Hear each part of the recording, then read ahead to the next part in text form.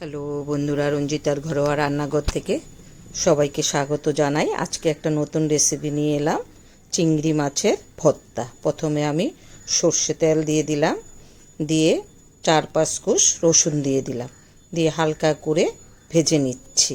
এবার দুটো পেঁয়াজ কুচি দিয়ে দিলাম, ওটাও লাল করে ভেজে নেব।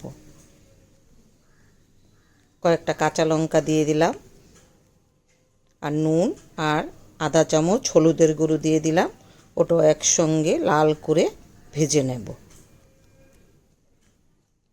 এবার আধা চামচ লঙ্কার গুঁড়ো দিয়ে দিলাম, দিয়ে ওটাও আমি একসঙ্গে মিশিয়ে নিচ্ছি।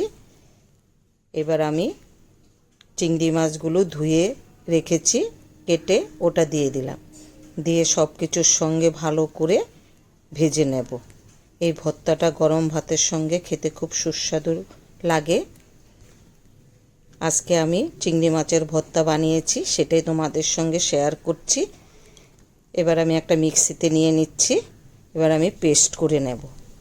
এই দেখো, কড়াতে আমি সর্ষে তেল দিয়ে দিলাম আর দুটো শুকনো লঙ্কা দিয়ে দিলাম, দিয়ে ওটা হালকা করে ভেজে নিচ্ছি।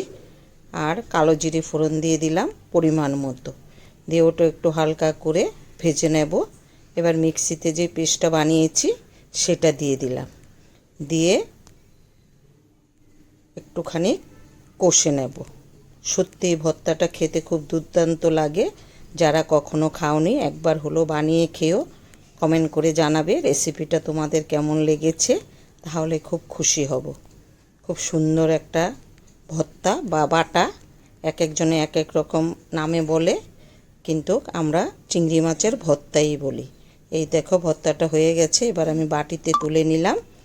যদি রেসিপিটা ভালো লাগে একটু লাইক শেয়ার করে দিও।